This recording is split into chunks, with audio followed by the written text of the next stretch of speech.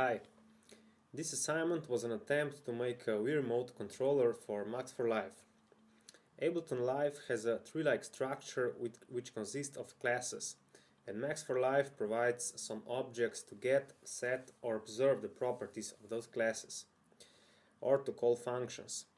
This hierarchical structure is very confusing, and Max for Live offers a supreme user-unfriendly way to alter these class properties. For instance, the device parameter is a class, and to change its value, one needs to alter the value property of this class. On the other hand, the transpose parameter in the live clip is not a class, but the pitch coarse property of the clip class. Therefore, various different methods are needed to control Ableton parameters, and all the commands has to be typed in the message boxes. Therefore, I made 3 devices to make this thing much simpler. One device controls live devices, Max for Live devices and plugins. Second one controls the mixer, and the last one handles the live clips. They will be represented in the reversed order. This is a clip handler to handle the clip properties. Here one can choose the location. We will choose first audio track and some clip, and the properties, the property we want to set will be pitch coarse, and function will be fire, which means to play the sample. Here are another 2 options called link path change to set property and link path change to function call.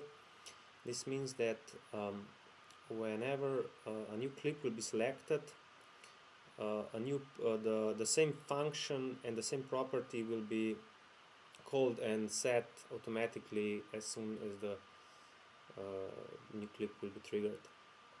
Okay, so let's see how this works. First, okay.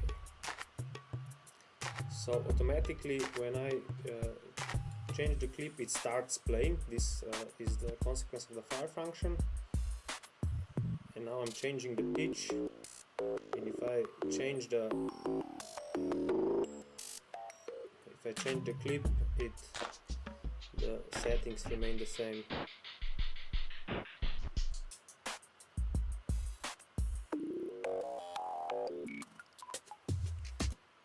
The next device is a mixer handler to control the Ableton mixer. I already choose the same track, and the parameter we wish to control is the send amount. We are sending to the first send channel where the filter delay is waiting.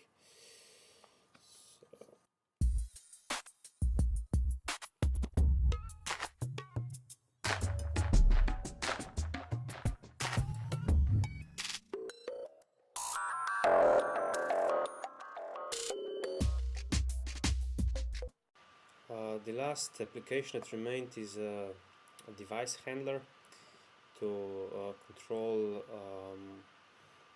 Ableton devices, all user-built Max for Live devices and plugins. We have a bit repeat with a preset vocal fan on a track 1, and we will choose the grid parameter. Any other parameters would appear here from any other plugins, as we will see later. So let's try this option. Here is the vocal fan, and you can see that the grid is changing, as well the pitch from the previous settings.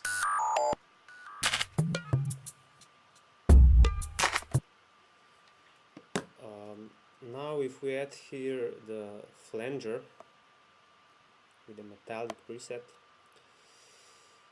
we can see that there is no metallic preset here, so we need to refresh the menus, and now the flanger appears, and we can choose another parameter. Let's say we will control the dry wet.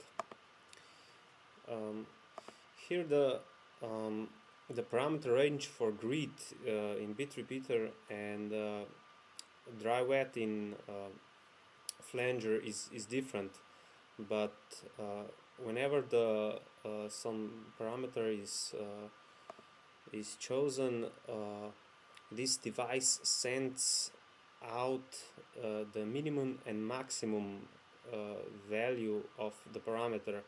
So and these values go to the Wii Remote patch, where the data which is sent out to control parameters is scaled automatically.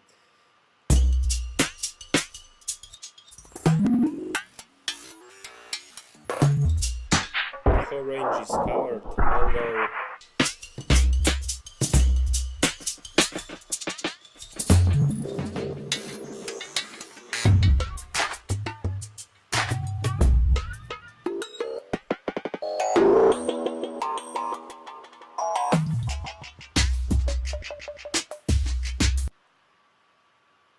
my performance piece will be based on a constant chord.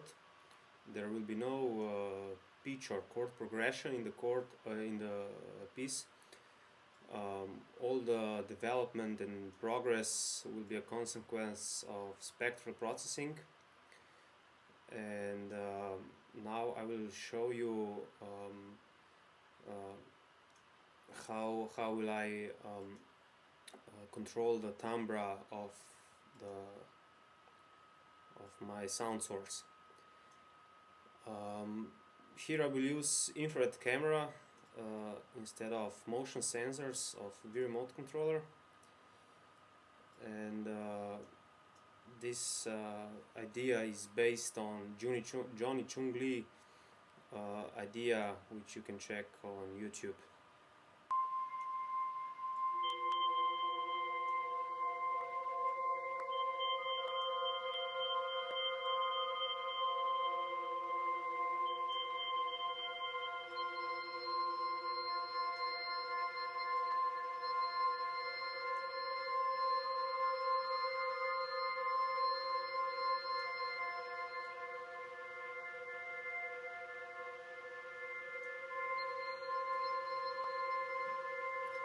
Now I can change to the drunk mode,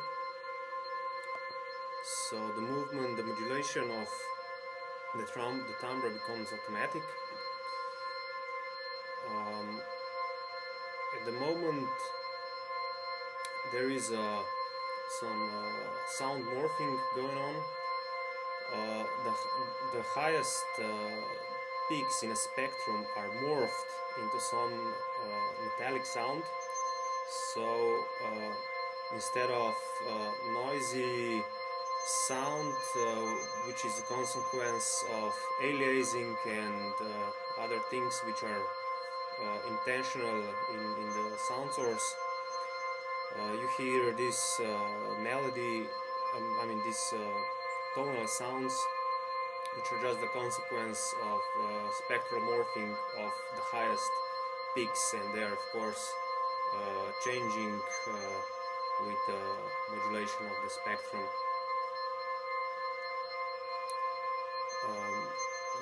Those peaks are then the signal of the peaks is sent to the spectrum and to another spectrum analyzer, which catches the frequencies, the sinusoidal peaks of the sound. So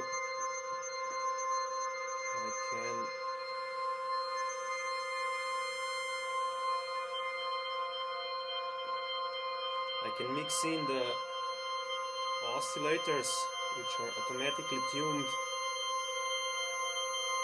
to the peaks in a spectrum.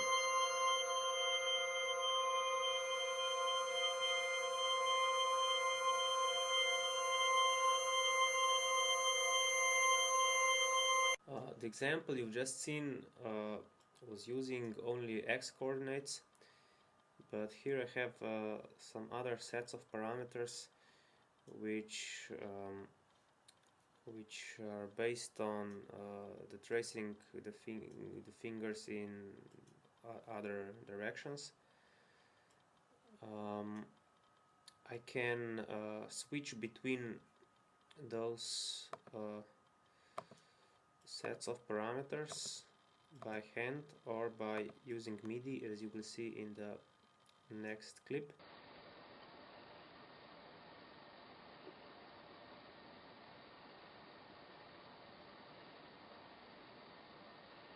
Besides those pre-made sets of parameters, I can as well choose anything else on the fly with the devices you've seen in the first half of the video, and maybe use them along with all these preset parameters I've prepared. The last clip of this video will be showing a 3D finger tracking. I will be controlling the resonance, frequency and the Q of the 8 parametric EQ.